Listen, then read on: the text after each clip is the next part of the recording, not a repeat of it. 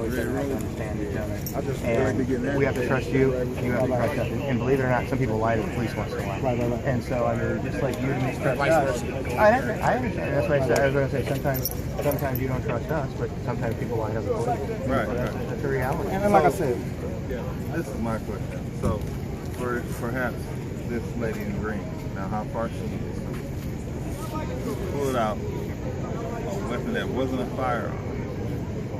And the road's open. I'll talk in generality, just a weapon with a firearm. So the training says that if you bring out an edged weapon, like a knife, an edged weapon or a knife is considered lethal within 21 feet. Because the distance that a person could close that 21 feet before an officer could draw their weapon and respond to it, the person with the knife has the advantage. So each is a little bit different like that. So it shouldn't be the individual, it should be the type of threat that they're posing to the officer.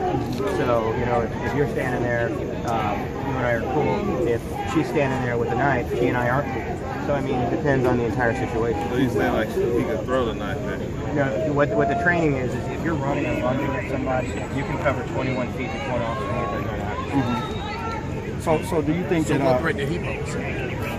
Who? Oh, I don't know. I'm from the city. Did he pose a threat, or I'm did from he the have city. a weapon? Or? I'm from the city. Well, okay, so check this out. Yeah. Do you think that police officers should have body cameras? I think that there's a role for in-car cameras. I think there's a role for body cameras. In the city where we are, we have in-car cameras, and probably more than a third of our cars. So I think there's a role for them. And then last question. Do you think police officers should be fired like any other employee, or they should, like when the police commits an act that we consider misconduct, why are not they not fired or removed from the position? You have to look at the city. Our stuff's all up on a website, and I've been in the last 2 years fired or people have left the force about 2 dozen people. Because if you work at McDonald's and you don't show up for work, you get fired. If you're a police officer and part of your job is having trust with the community and you violate that by being abusive, whether it's verbally or physically, then you have no business being a police officer. So what's your name? Tori Love. Tori? Sam Dotson. How are you? How are you? Sam Dotson. Nice to meet you. How y'all feel about the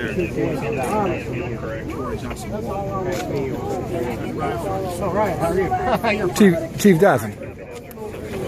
Chief Dotson, how you doing today? You, I noticed yesterday you had the fortunate incident on Riverview.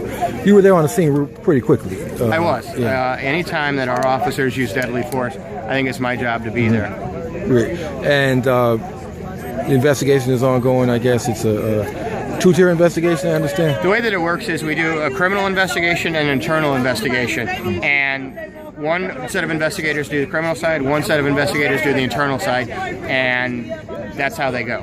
Were you at all concerned last night about the situation getting out of hand on Riverview? Or was it... people want to say, you have to look at the totality of the world that we live in. I think any time that a police officer uses a force, I think you have to be concerned about what happens. So absolutely I was.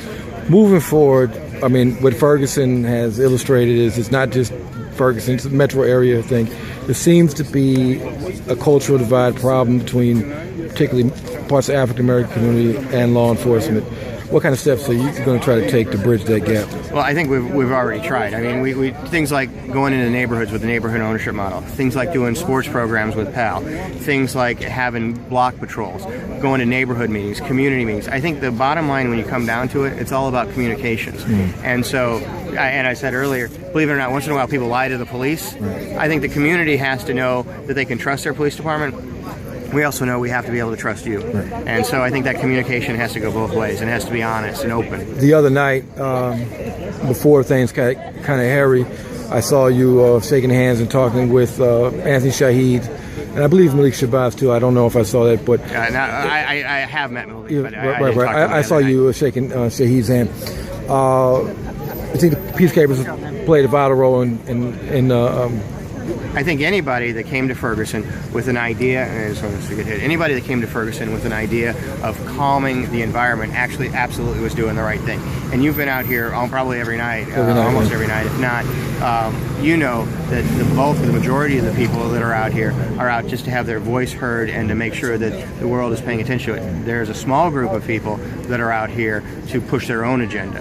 And whatever group they belong to, they're really derailing this train that we see walking up and down the street today for their own purposes.